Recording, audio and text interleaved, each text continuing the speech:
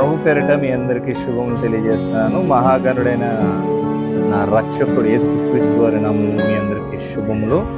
ఆయన చేసిన ఆశ్చర్యమైన క్రియల ద్వారా ఈరోజు సజీవులుగా ఇటు రీతిగా మనం ఆయన్ని గణపరుచుతూ ఆయన పరిశుద్ధాత్మని అన్యోన్య సహవాసంలో మనం ముందుకు కొనసాగించబడాలంటే మనం ఆయన చెప్పిన కొన్ని నియమాలు మనం జాగ్రత్తగా వెతికితే ఆయన చేసిన క్రియలు మనల్ని ఏం చేస్తుందంటే జ్ఞానముగా, యుక్తముగా, పవిత్రముగా, యథార్థముగా, నీతిగా, న్యాయముగా, ధర్మముగా నడిపిస్తుంది. ఇంకా అనేక విషయంలో మరి ఉప్పు దేనికి సాధిస్తుందంటే రుచికి. కాబట్టి మనల్ని రుచిగా మార్చడానికే వచ్చాడు కానీ మనల్ని పాడు చేయడానికి కాదు. ప్రభువైన యేసుక్రీస్తు వారు ఈ భూలోకానికి వచ్చింది. జ్ఞాపకం చేసుకోండి, ప్రభువైన యేసుక్రీస్తు వారు ఒక మనిషిని మనిషిగా చూపించాలనే కోణంలోనే వచ్చాడు కానీ నెగిటివ్ థింగ్స్ తీయటానికి, అపవిత్రని తీయటానికి వచ్చి తనని మనిషిగా రూపించటానికి, కనపరచటానికి, వ్యక్తపరచటానికి అనేకులు నీ కొరకు, ఆ వ్యక్తి కొరకు, ఆ పవిత్రమైన ఆ ఒక జీవితము కొరకు ఒకప్పుడు చెడ్డ వ్యసనాలతోటి ఉన్నవాడు ఈరోజు ఏ వ్యక్తినూ లేకుండా ప్రయాణం చేస్తూ మన మధ్యన జీవిస్తున్నాడు. ఈ వ్యక్తిని గురించి మాట్లాడుకుంటే నేను మహిమపడతాను. నేను మహిమపరచబడిన తర్వాత ఎంతో మంది ఇలాగా లోకంలో నుంచి వాళ్ళు వేరుపడి నా ఒక కుమారులుగా, దత్తపుత్రులుగా నా వద్దకు వస్తారని ప్రభువైన యేసుక్రీస్తు వారి ఒక ఆలోచన. ఆయన ఆలోచన ఏమాత్రం ఊహించలేము మనం. కాబట్టి ఆయన ఆలోచన ఎంతో విలువైనది. ఆయన ఆలోచనను కొద్దిగా మనం గుర్తించి ఆయన ఆలోచనల ద్వారా మనం కొద్దిగా జ్ఞానము నేర్చుకున్నాం. కొద్దిగా ఇచ్చిన దేవుని వర్తమానాన్ని మనం తెలుసుకున్నాం. కీర్తనల గ్రంథము 5 అంటే 105. దేవుని మహిమ కలుగును గాక. 1 నుంచి 5 వరకు చదువుకుందాం.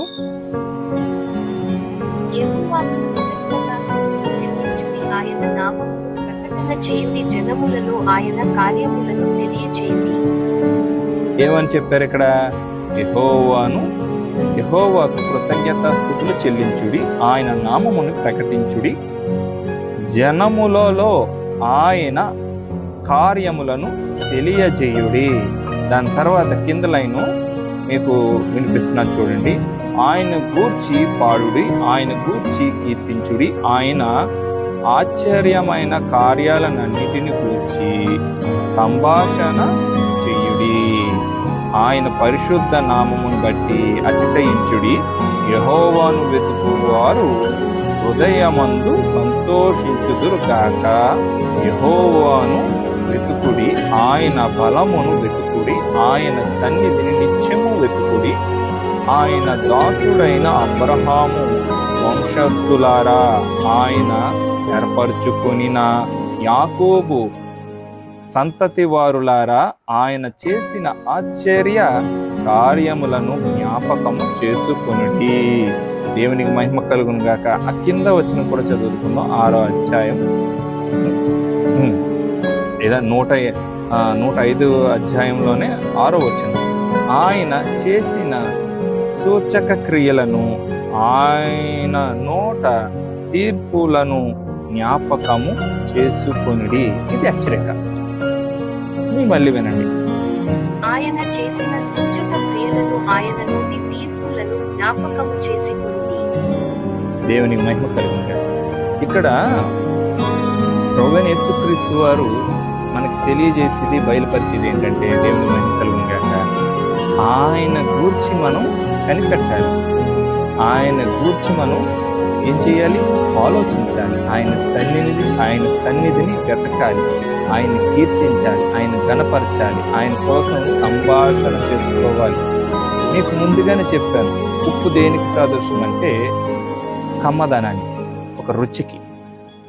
నువ్వు ఎంత కారం అయ్యి, ఎంత మసాలా అయ్యి, ఎంత మటన్ తెచ్చు లేదంటే చికెన్ తెచ్చి ఏదైనా చెయ్యి, వాట్ ఎవర్, ఎలా నువ్వు ఆ కుకింగ్ చేసినా సరే దానికి రుచి అంటాలి అంటే నువ్వు కారం వేయకుండా కూర వండినా, కారం వేసి కూర వండినా, అసలు ఆ కూరలో కొన్ని పదార్థాలు వేయకుండా, కొత్తిమీర లేకపోయినా, మిరపకాయలు లేకపోయినా, కరివేపాకు లేకపోయినా, ఉల్లిపాయలు లేకపోయినా సరే, పసుపు లేకపోయినా సరే, కారం, మసాలా దినుసులు ఇవి లేకపోయినా సరే, ఉత్తి మాంసము నువ్వు తినాలి అంటే, ఉత్తి మాంసం అంటే వేయించుకొని తినాలి అంటే, దానికి ఒక రుచి కావాలి అంటే సాల్ట్ కంపల్సరీ. ఉప్పు తగినంత దాని మీద వేస్తే కమ్మదనాన్ని ఇస్తుంది, మధురాన్ని ఇస్తుంది. దాని ద్వారా మన లాలాజలం ద్వారా మన చెప్తే లోపల ఉన్న ఆకలి తత్వం ఏమవుతుందంటే సమృద్ధిగా అది రుచించి భుజించి మనం రుచిస్తాం, మనం భుజిస్తాం. అది ఏం చేస్తుందంటే జీర్ణ అరుగుదల చేస్తుంది. నెక్స్ట్ దానికి ఒక కమ్మదనాన్ని ఆస్వాదిస్తుంది. ఆ ఆస్వాదాన్ని మనం సంతోషిస్తాం కదా. కాబట్టి ఉప్పు దేనికి సాదృశ్యం అంటే కమ్మదనాన్ని. ఇక్కడ ప్రభువైన యేసుక్రీస్తు వారు యెహోవా పేరట ఆయన నామాన్ని కనపరుచుకొని, మరి ఆయన ఏర్పరచుకున్న అబ్రహాముని, ఆయన పిలిచిన అబ్రహాముని ఆయన ఏర్పరచుకుని, యాకోబుని ఆయన ఏర్పరచుకున్న మనల్ని ఈరోజు ఆయన సన్నిధిని వెతకండి అంటాడు. ఆయన ఆజ్ఞలను కూడా జ్ఞాపం చేసుకోండి, ఆయన తీర్పుని కూడా జ్ఞాపం చేసుకోండి అని మాట్లాడుతున్నాడు. ఆ మాటల్లో మనం భావజాలాన్ని వెతుక్కొని సక్రమముగా నడుచుకోవాలి, పవిత్రముగా నడుచుకోవాలి, యథార్థముగా నడుచుకోవాలి. మనం ఏమాత్రం కోల్పోకుండా, ఏది మన దగ్గర నుంచి దూరం చేసుకోకుండా పవిత్రముగా మనం జీవిస్తే, పవిత్రం ఈరోజు కొరువైపోతుంది. నిజంగా చాలా దుర్భాగ్యమైన జీవితంలో నడిచే వాళ్ళు కోకోలం.